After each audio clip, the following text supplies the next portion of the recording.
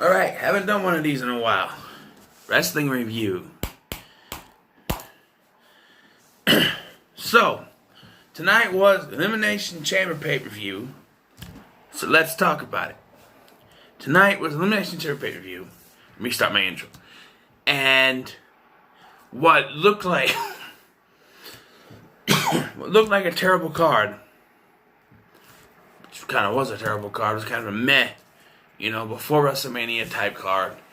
And, well, they did the best with what they had, and I think it went pretty well. So with that in mind, let's talk about Elimination Chamber 2020. So, first thing we have the pre-show, we start out with the Viking Raiders versus Ryder and Hawkins. Hawkins and Ryder. I said it wrong. Pissed me off. They were saying Ryder and Hawkins. Hawkins and Ryder. And, well, as you'd imagine, the Viking Raiders won. Wasn't really much to this match, to be honest. There was no lead into it, just Emily was there. So we start off the actual pay-per-view with Daniel Bryan versus Drew Gulak. Because when you start out pay-per-view, you want it to be one full of rest holds, right? It was a decent match, to keep me wrong. And Daniel Bryan won. So I guess, maybe they're not going to have another feud going on. I don't understand. Usually if you want to keep a feud going, you have the heel win, but Gulak lost. Daniel Bryan won. Now, my opinion was that we should have started off the night with the Elimination Chamber match and ended with one, but we didn't. We didn't. And the next match was not even an Elimination Chamber match either. We had Andrade versus Humberto Carrillo, and I'm sorry, but they keep making the wrong call in this. Give Humberto the United States Championship. I am sick of this. He's gotten countless title matches. Just give him the fucking title. Alright? There were a couple of times that I kept saying fire Vince or retire Vince or something, because the choices that they made no sense in the way that the storylines were going. This one, Humberto lost again, but it didn't make sense on account. One, it was a surprise roll-up. And Humberto kicked out. I realized afterwards that it was after 3, but Humberto's shoulder, one of Humberto's shoulders was up, so it shouldn't have counted. And then later on in the Women's Elimination Chamber match, when Asuka was trying to pin Shayna Baszler, the referee wouldn't count because her shoulder wasn't down. Oh, but you counted Humberto? And because it looked like they were going to do the same spot they always did, where they take him out, they unroll the mat, and they're going to hit him with the DT. Humberto reversed, went back in, and he still lost. I just don't understand why Humberto has to lose. This man needs to retire. This is one point why he needs to retire, because I'm sick of having the same match over again with the same outcome and only pushing the same stars. Next, we had the first Elimination Chamber match, the tag team match. And the Usos and the New Day started out the match, and then came in the Lucha House Party, and then Miz and Morrison, Heavy Machinery, and then in the end was Ziggler and Rude. Now, the whole thing going into this, yes, it was for the title, but the story they should have been telling was Otis and Ziggler. And I had thought that, Otis and Tucker, Heavy Machinery, they got one pinfall in this match. They eliminated Lucha House Party. But I thought they should have eliminated Ziggler and Rude by Otis pinning Ziggler. But they didn't. Instead, they did a spot where Otis went to squash Ziggler through the glass, the plastic, in the chamber. Ziggler moved, and Otis went out of the ring, and then Ziggler and Rude took care of Tucker, and they eliminated him. And overall, Miz and Morrison won. I thought it was stupid that they were putting them in an Elimination Chamber match so quickly after winning the titles, because you knew they weren't going to lose. If anything, this should have been where they won the titles. Have the New Day and the Usos start off, and then have Miz and Morrison win at the end. Because it was very obvious that Miz and Morrison were going to win. Much like the other Elimination Chamber match, where it was very obvious that somebody, was going to win.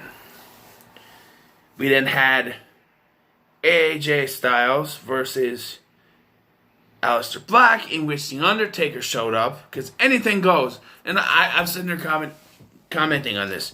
The announcer said anything goes. I'm like, okay, so what if Aleister Black came out with a knife and stabbed AJ Styles? Anything goes. What if AJ Styles came out with a chainsaw and sawed off Aleister Black's leg? Anything goes, right? Don't say anything goes when you don't mean it. Because clearly, if those things happen, they wouldn't let it go.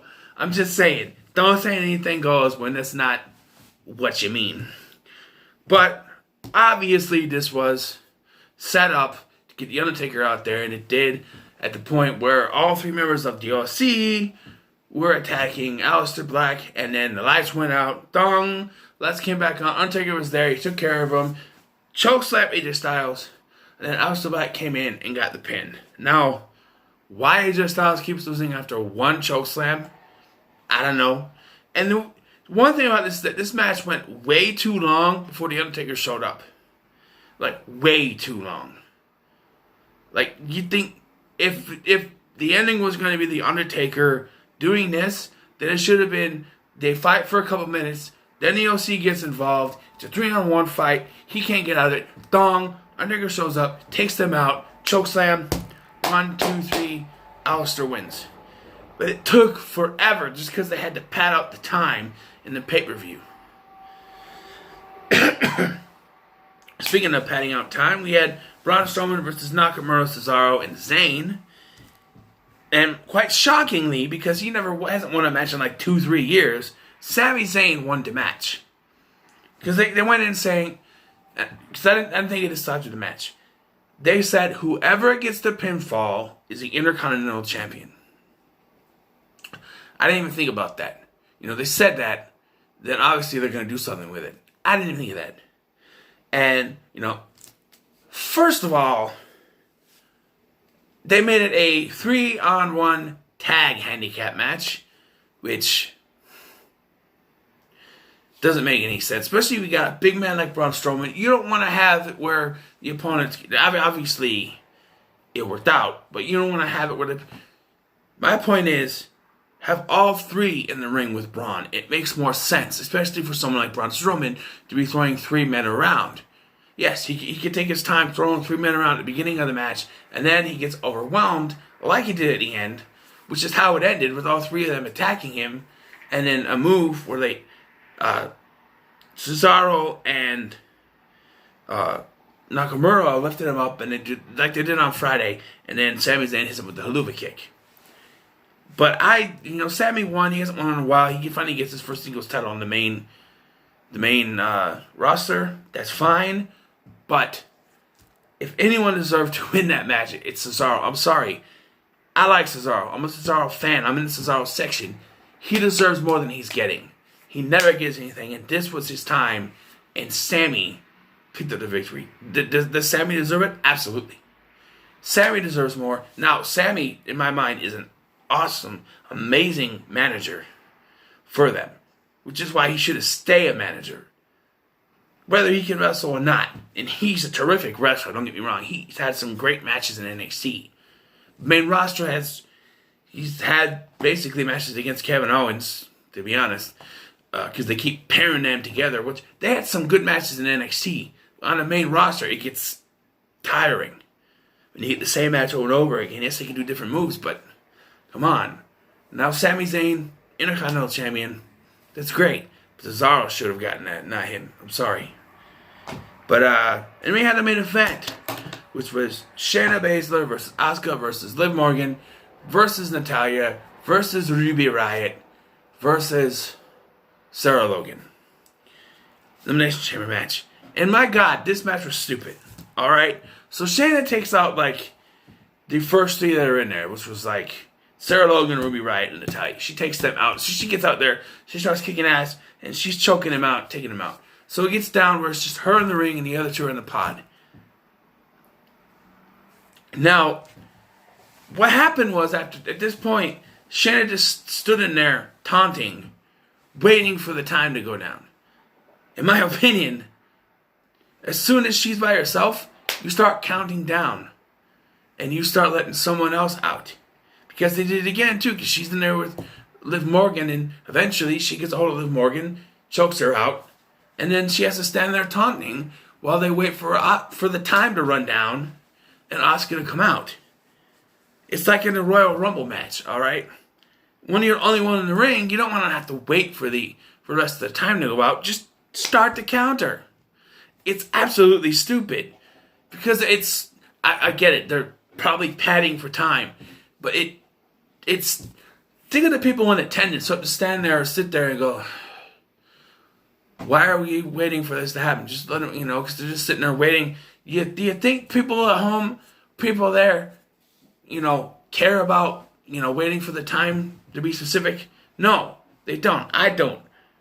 And shockingly, Shayna Baszler won. And this is why, in my opinion, this match shouldn't have happened. Because for one thing, they advertised the SmackDown Women's Chamber match at first. And then there was supposed to be a men's one. Sheamus even came out and put himself in the damn thing for SmackDown. But that never happened.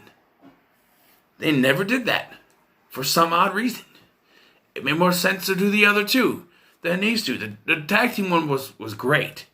I still think Otis should have been the one to pin Ziggler in that exchange. I don't like the way they've handled this whole storyline with Otis and Ziggler, to be honest. Otis should have got his date. They've totally ruined this. Like I said, Vince needs to retire because he's ruining everything with his tastes, okay? This storyline with Mandy and Otis was great up until even when they inserted Dolph Ziggler, it was fine. And then they did it like this. It doesn't make any sense. And I have a feeling they're leaning towards Tucker being the one that sent the text message. I just have a feeling. It's Enzo Cass all over again, and then who knows what's going to happen, because that was a terrible thing. But yeah, Shayna Baszler, this whole thing with Shayna Baszler has been booked wrong from the beginning. She should have won the Royal Rumble match instead of Charlotte. Because here's my thing. Charlotte didn't need to win to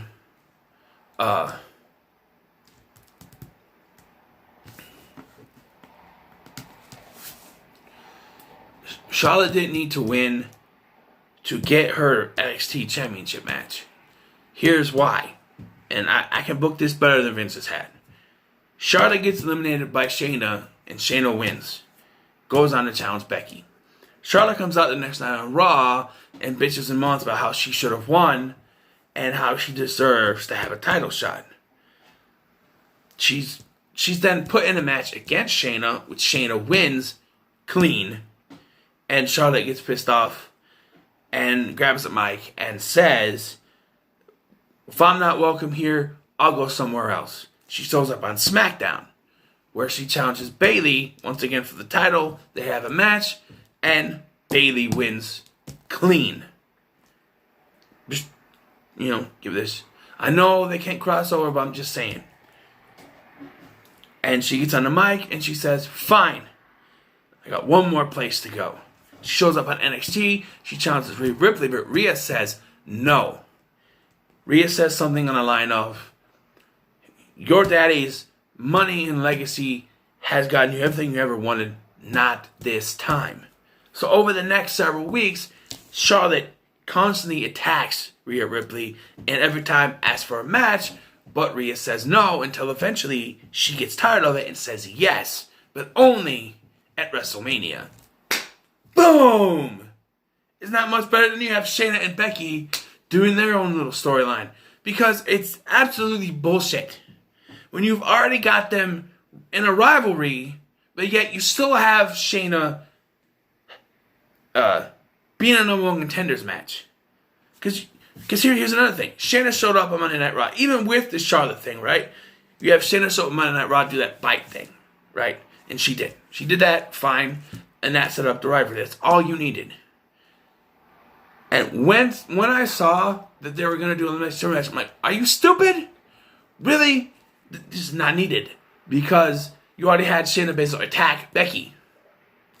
And even the way they're booking Becky now is getting just annoying. Is she supposed to be the face in this situation? Because she's kind of acting heelish. I apologize for my voice, it's going out. But it's just kind of heelish. But she's supposed to be the face. I don't get it at all, but I'm just saying. I'm just saying, yeah, you don't need to book this. And then another thing that I didn't like was they'd have a contract signing for the next Chamber match. Why? Just because they needed to pad time on a Monday Night Raw? That contract signing was unnecessary. This whole match was unnecessary, to be honest with you. In my opinion, it was a meh card. It was an okay pay-per-view. Some of the matches were okay. Ooh, I had wonky there. I looked weird in the camera, I thought.